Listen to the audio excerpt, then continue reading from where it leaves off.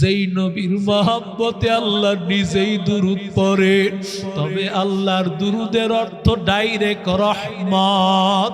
ফেরেশতাদের দুরুদের অর্থ রহমতের দোয়া করা। এর যুবক, নবীর আশিক উম্মতের দল, ও আল্লাহর বান্দা, আল্লাহর বান্দা সব সময় দুরূদ পড়ে। অনেকে বলে মাদ্রাসায় ওরা নাকি নবীর পাগল না। আমার নবীর খাঁটি আশিক যদি তাকাইয়া দেখতে চাও, ওরে বান্দা নুরি মডেল মাদ্রাসার দিকে তাকাও।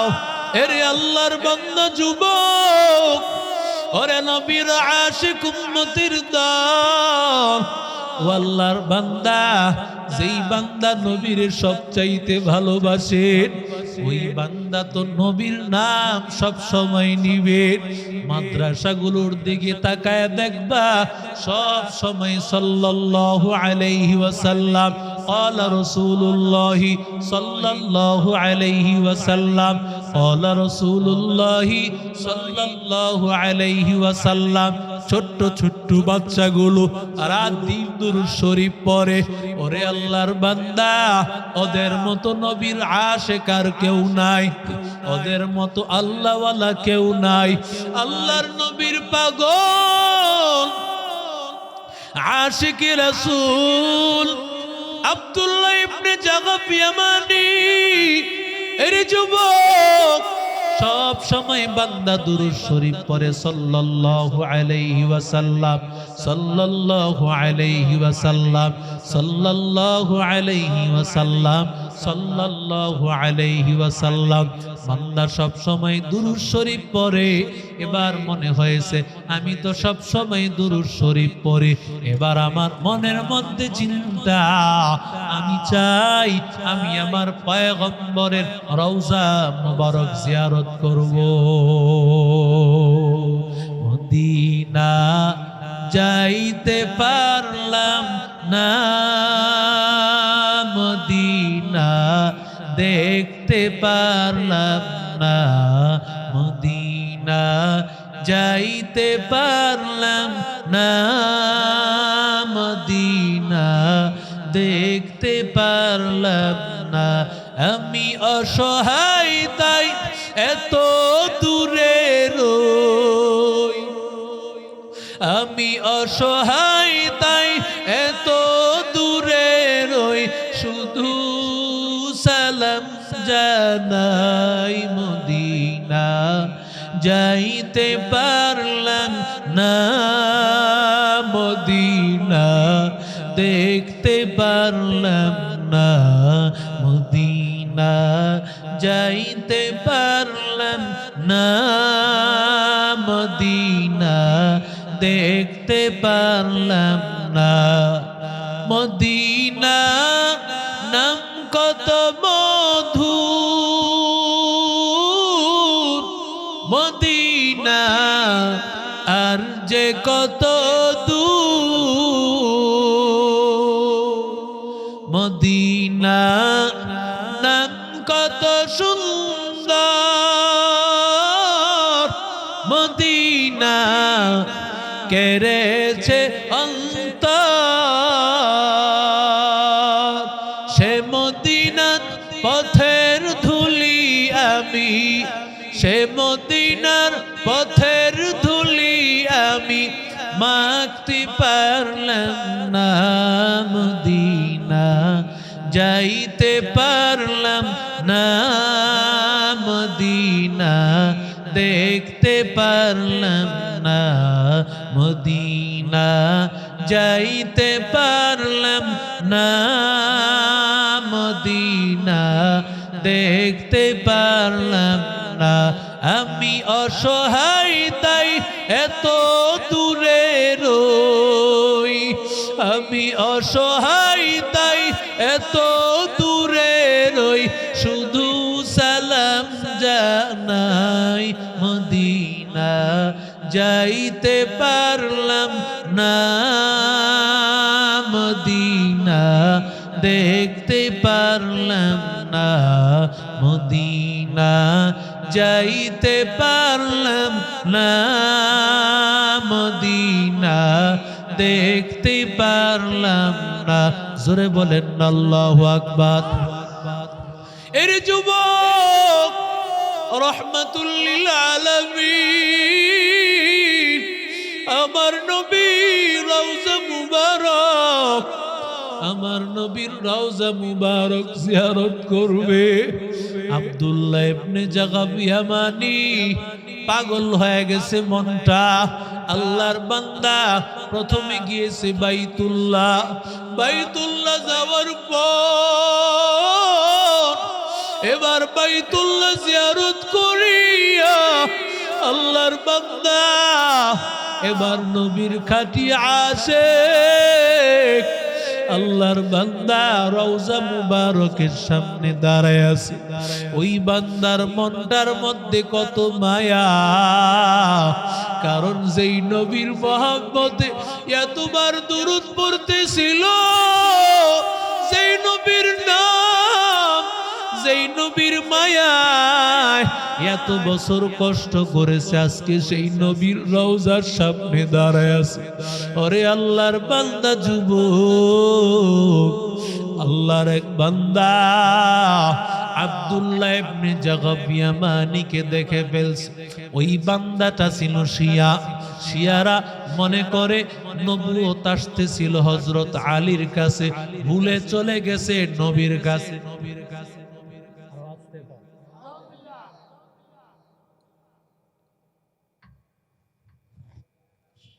ওরা আখির জামানার নবী রহমাতুল লিল আলামিনকে মানে না। এর যুবক ওরা রহমাতুল লিল আলামিনকে শেষ নবী মানে না, কারণ ওরা তো মনে করেছিল নবুয়ত আসতেছিল হযরত আলীর কাছে, ভুলে চলে গেছে নবীর কাছে। আরো জোরে বলেন। আল্লাহর বান্দা যখন দেখছে আব্দুল্লাহ ইবনে জাগাব ইয়ামানি নবীর রওজার সামনে দাঁড়াইয়া আছে, বুঝতে পেরেছেন আসলেই এটা আশিকে রাসূল। বলতেছে, ভাই তুমি কে, কোথা থেকে এসেছো? হয়তোবা তুমি একজন আশিকে রাসূল, আমিও তোমার মতো একজন আশিকে রাসূল। নবীর রওজা মুবারক জিয়ারত করার জন্য আসছি। বলে, ভাই তোমার নাম কি? বললে আব্দুল্লাহ ইবনে জাগাব ইয়ামানি। তাহলে তুমি বুঝি ইয়ামান থেকে আসছো? শত শত কিলোমিটার বাড়ি দিয়া তুমি আসছো, অবশ্যই তোমার দিলের মধ্যে বড় মায়া, নবীর প্রতি অনেক মায়া আছে। তোমার দেখে বড় ভালো লেগেছে, আমি তোমার সাথে বন্ধুত্ব করতে চাই। তুমি আগামীকাল আমার ঘরে মেহমান হইবা। আগামীকাল তোমার এখান থেকে আসি আমার ঘরে নিয়ে যাব, মেহমানদারি করাবো। মেহমানদারি করানো গ্রহণ করা দুটোই সুন্নাত। আব্দুল্লাহ ইবনে জাগাব ইয়ামানি চিন্তা করলো, আমারে মেহমানদারি করাইতে চায়, আমার তো এমনিতেই তো খাবার লাগবে। যেহেতু বলছে সারি আলাপ নাই, আল্লাহর বান্দা রাজি হয়ে গেছে। পরের দিন আল্লাহর বান্দা এখানে হাজির। এমন সময় ওই যে শিয়া আব্দুল্লাহ ইবনে জাগাব ইয়ামানিকে বার নিয়ে যাইতেছে আব্দুল্লাহ ইবনে জাগাব ইয়ামানিকে নিয়ে ঘরে বসাইছে। বসানোর পরে বলে, একটু বসেন, আমি আসতেছি।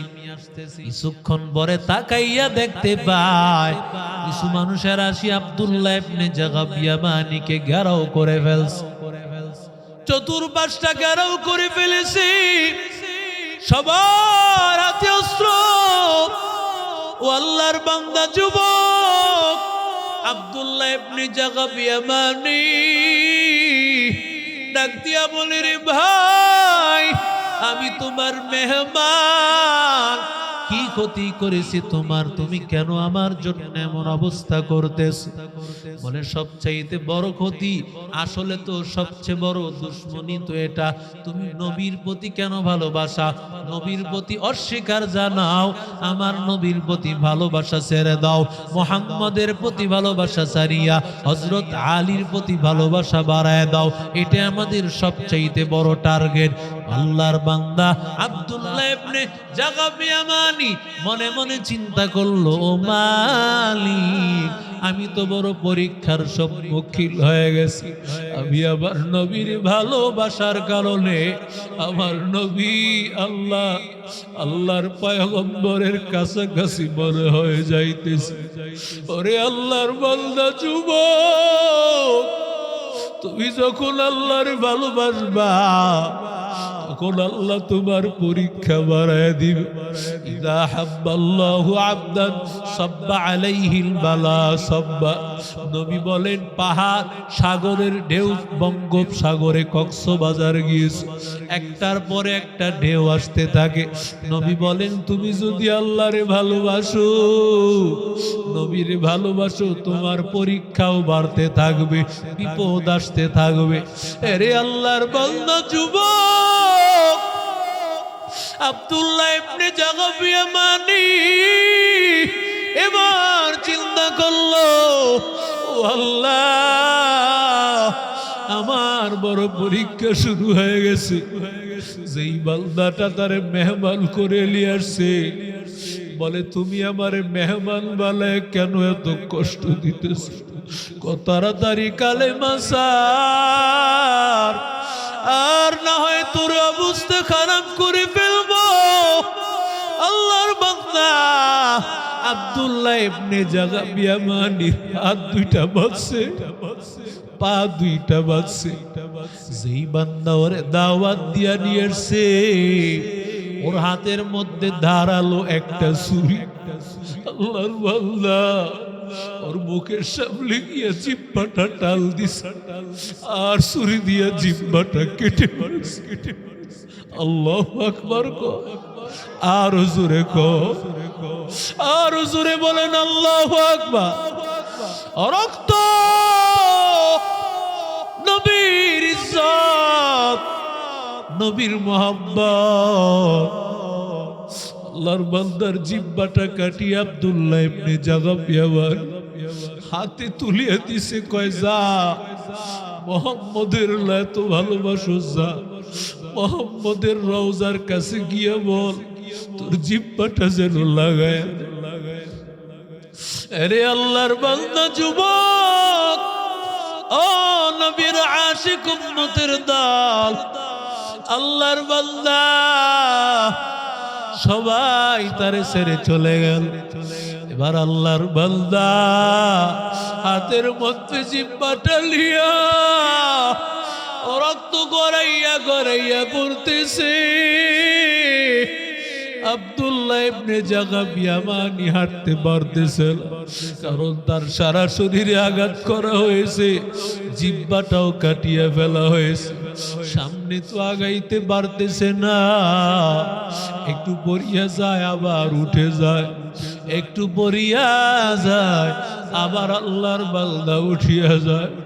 আসমানের দিকে তাকাইয়া বলে, ও আসমানের মালিক, ও আল্লাহ, আয় আল্লাহ, নবীর রওজা পর্যন্ত পৌঁছাইয়া দিও। নবীর রওজা পর্যন্ত না পৌঁছাইয়া আমার জানটারে কবজ করিও।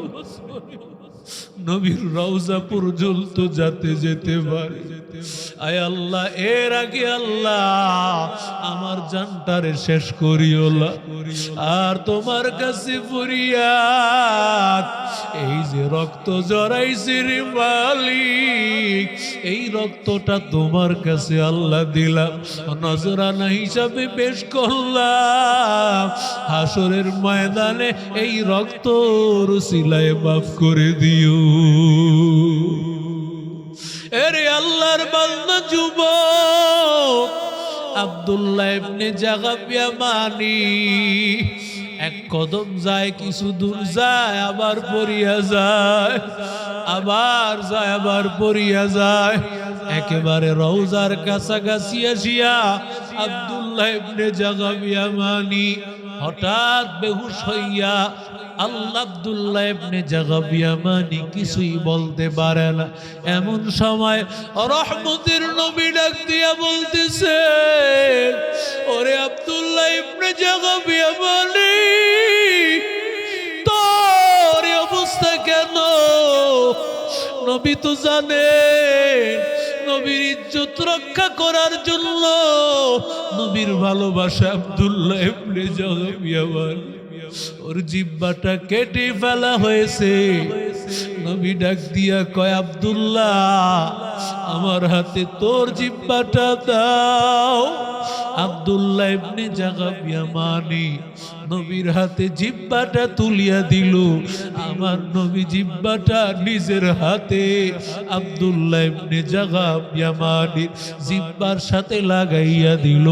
আর আল্লাহর বান্দা সাথে সাথে তাকায়া দেখতে পায়, ঘুম ভেঙে গেছে, তাকায়া দেখতে পায় তার যে জিহ্বা ছিল ওটা আর হাতে লাই, তার জবানের সাথে লেগে গেছে, রক্ত ছিল কিছুই নাই। আল্লাহর বান্দা এতক্ষণ ছিল অসুস্থ, এখন তাকাইয়া দেখে শরীরে আর কোনো ব্যথা নাই। আরে আল্লাহর বান্দা যুবক, ওরে নবীর আশিক উম্মতের দল, ও আল্লাহর বান্দা তুমি জানো না আমার নবীর এই মাদ্রাসা নূরে মদিনা মডেল মাদ্রাসা, ও আল্লাহর বান্দা কত ছাত্ররা এই মাদ্রাসাগুলোতে পড়ালেখা করে রাত দিন পরিশ্রম করিয়া। কারণ নবী বলেছেন আমি নবী নাই, আমি নবী চলিয়া গেলাম, তারাকতু ফীকুম আমরাইন, দুইটা জিনিস রেখে গেলাম, লান তাদিল্লু মা তামাসসাকতুম বিহিমা, যতক্ষণ পর্যন্ত এই কোরআন কিতাব আল্লাহি ওয়া সুন্নাত রাসূলি, কোরআন এবং নবীর সুন্নতকে আঁকড়ায়া ধরতে পারবা, আল্লাহর নবীর আদর্শকে আঁকড়ায়া ধরতে পারবা, ততক্ষণ পর্যন্ত বদভ্রষ্ট। ওরে আল্লাহর বান্দারা, এর যুবক মাদ্রাসা বন্ধ হয়ে গেলে কত মাদ্রাসার ছাত্র মাদ্রাসা থেকে যায় না, কারণ ওরা কোথায় যাবে? ওদের যে মা নাই, বাবা নাই। আমাদের এক মাদ্রাসার মুতামিম, মাদ্রাসা বন্ধ হয়ে গেছে, সব ছাত্ররা চলে গেছে, ছোট্ট একটা বাচ্চা এখনো সে মাদ্রাসা ছাড়িয়া যায়। হুজুর ডাক দিয়া বলি, বাবা তুমি কি এখনো যাও নাই? কেন তুমি এখনো পর্যন্ত আসো? আল্লাহর বান্দা ছোট্ট ছাত্রটা ডাক দিয়ে বলে, হুজুর আমি কই যাইব? আবার যে যাওয়ার মতো কোনো জায়গা নাই, আমি বড় এতিম, আমার মা নাই, আমার বাবা নাই, আমি মা হারা বাবা হারা এতিম। হুজুর বলে, কে বলেছে তুমি এতিম? আজকে থেকে আমি তোমার বাবা। আল্লাহর বান্দারে ঘরে নিয়ে গেছে, ঘরে নিয়ে যাওয়ার পর ডাক দিয়া বলে, রে বিবি এই নাও তোমার সন্তান। ঘরে তোমার দুইটা সন্তানের সাথে এই সন্তানটারেও তোমার আপন বানাইয়া নিও। তোমার এই সন্তানগুলোর সাথে এরেও তোমার সন্তানের মতো মায়া করি।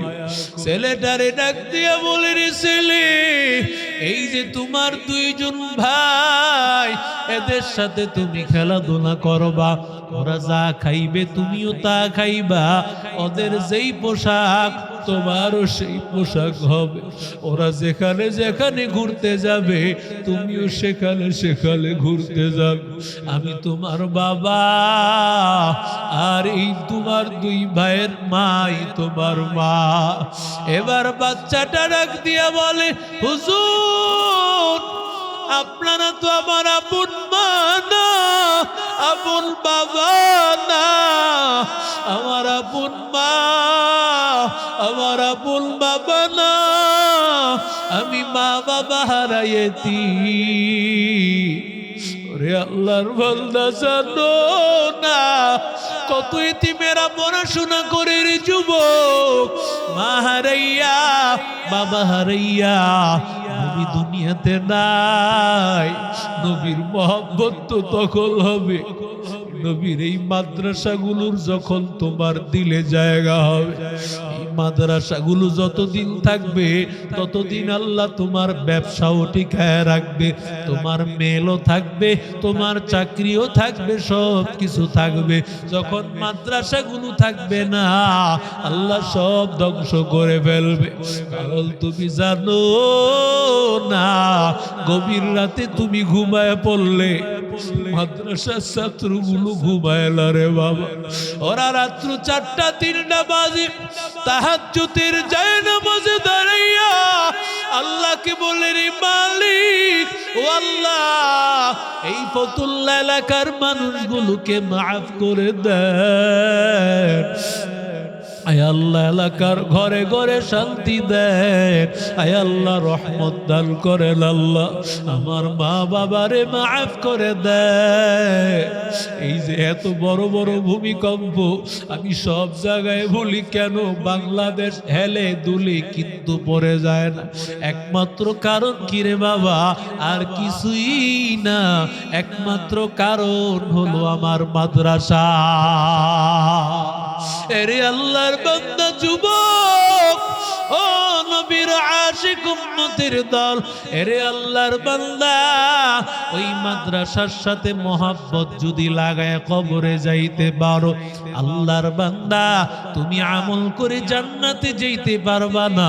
তোমার নামাজ দিয়া না, কোরআন তেলাওয়াত দিয়া না, কারণ তোমার কি বা আমল আছে, কিন্তু মাদ্রাসার ছাত্রের সাথে মহব্বতটা যদি লাগাইতে পারো, আল্লাহর জাতের কসম এই নবীর মেহমান, নবীর মেহমানেরা ওরা মাদ্রাসায় পড়াশোনা করে, ওরা যখন জান্নাতে যাবে একা যাবে না, ওরা তোমারে জান্নাতে নিয়েই যাবে রে বাবা। ওদের উসিলায় আল্লাহ তোমারেও জান্নাতি বানায় দিবে।